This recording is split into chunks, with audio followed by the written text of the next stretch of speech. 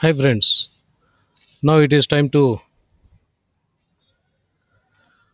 check how to simplify a boolean expression, some basic boolean algebraic conditions, rules to be applied so as to simplify the boolean expression, and because of simplification we could have a simpler implementation. Okay, some basic rules which we had already seen in our initial lectures. So the OR truth table says if one of the input is 0, then the output is same as the other input. That means A or 0 is always A and 1 is always A and 0 is always 0, A or 1 is always 1, and A bar and A will be always 0, A bar or A is always 1, and more interesting is A or A is 1, A and A or A is A and A is A. So not in our normal algebraic sense A plus A becomes 2A. No, it is not normal algebra, it is boolean algebra which works only on binary system. So A or A will be always A. That means 0 or 0 is 0, 1 or 1 is 1. Same way, A and A is always A. That means 0 and 0 is 0, 1 and 1 is 1.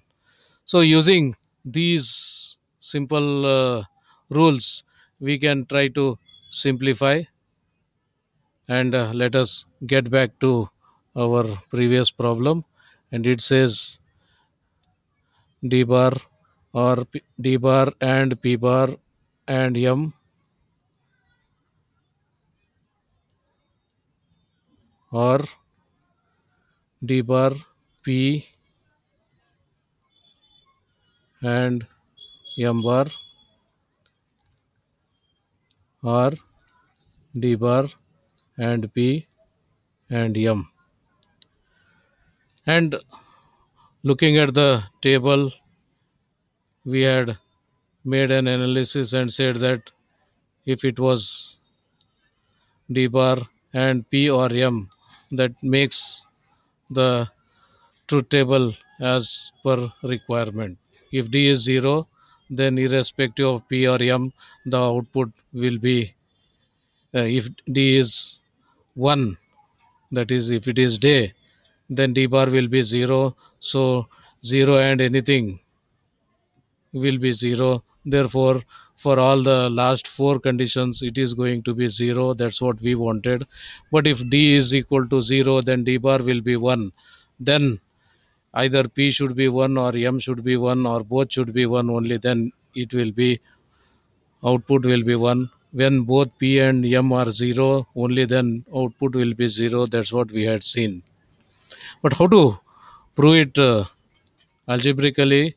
Yes, the one condition we can do is the this one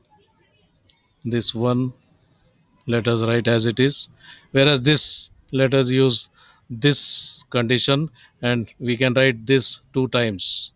So D bar P M, or D bar P M. So you write it two times, doesn't make any sense. Even if you write two times or 10 times with or sign, it is going to be equivalent to single only. Now what you do is take these two together, take these two together, and see what wonders we can create. D bar P bar M, or D bar P M, D bar P bar M, or D bar P M. That is one set. Second set is D bar P M bar, or D bar P M. That is our second set. Now let us see what all are common in this set. D bar is common, M is common. So let me say D bar M I take common. What is left is P bar or P. So d bar is common, m is common. So if I take d bar m common, so here p bar is left, here m p is left. Okay, this case d bar is common, p is common. So let me take d bar p as common. Then what is left is m bar here and m here. So if you look at this expression, a bar or a is going to be 1. So in place of a, if you say p, it says p bar or p, this is going to be 1. M bar or m, this is going to be 1. And anything and 1 will be itself. So d bar m and 1 should be d bar m only, and d bar p and 1 should be d bar p only. So now in this case p has disappeared, in this case m has disappeared. Now we are, instead of having three variables in each term, we have only two variables in each term, and instead of having three terms, now we have only two terms. And if you look at this carefully, then again we find that d bar is still common. Then what's here? It is m here. What is here? It is p here. And that's what we said. Yes, the commutative law says that p or m is same as m or p. So whether you write this way or write this way, it is going to make no difference. So by solving this way, we could get it. So that's what Boolean algebraic rules are meant for. So they can be used to simplify. So instead of working with this expression, so if you try to work with this expression, then what you require is, one, you require d bar, then you require p bar, then you require a p, then require a m, then you require an m bar. So d bar is all the time.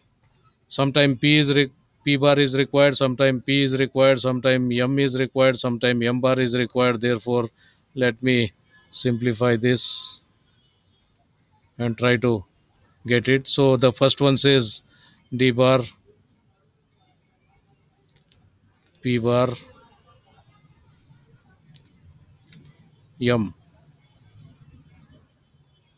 So this is d bar and p bar and m. Okay, next we want d bar, then we want p, then we want m bar. So this will give us d bar p m bar. And then we want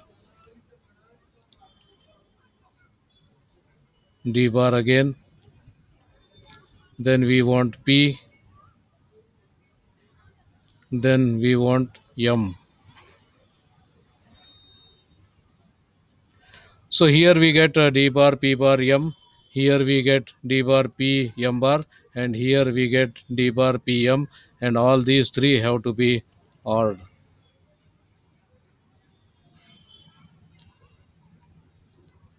So this is our L.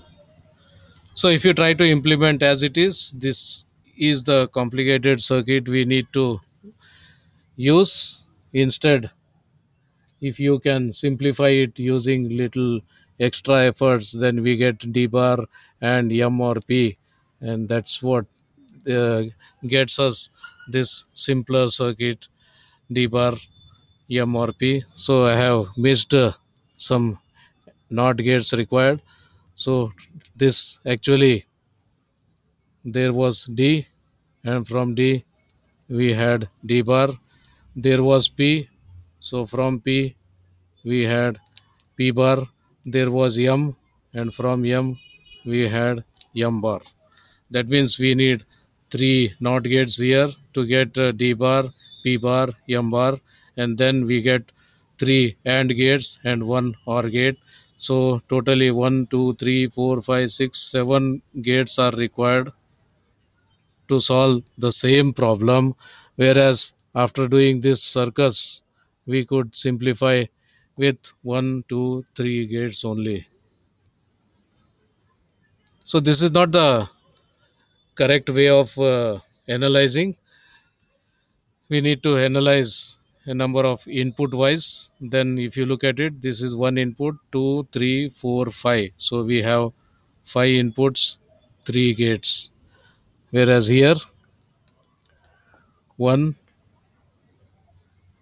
two, three, 4, 5, 6, 7, 8, 9, 10, 11, 12, 13, 14, 15 inputs, and 7 gates are there to get the same function. So 15 inputs, 7 gates, or 5 inputs, 3 gates. So it's your decision which one you prefer. Want to use this one? Done. Want to use this one? Then also okay. The only thing is it has to be very difficult in implementing this because too many connections are there, and definitely there is chance of erring, and hence there is chance of getting wrong results and all. So we need the things to be as simple as possible for many reasons. Number one, the financial issue. So more gates, more ICs to be used, more ICs to be used, more will be the investment, and more is the gates, more interconnections, the bigger the PCB requirement, more ICs, more heat generated, more power dissipated. So that way you can keep on counting. So if you just simplify this to this, you are going to save a lot. What all we can save, that's what we need to look in more detail in our future lectures. So that's one way of solving, but this is also not a preferable way of solving because it needs lot of confusions. It has got lot of confusions, it needs lot of force insight in doing what exactly we need to do and all. And if there are only three terms, we could do it. If there are 10 terms, or if there are five variables and all that, it becomes too difficult to work on that. Then what can be done? Yes, we need some other way of doing it, and that some other way of doing is a graphical way of doing it, and that's what we call Karnoff map. In short, it is called a K map. That's what we are going to see in our future lectures. So till then, take care, see you, bye.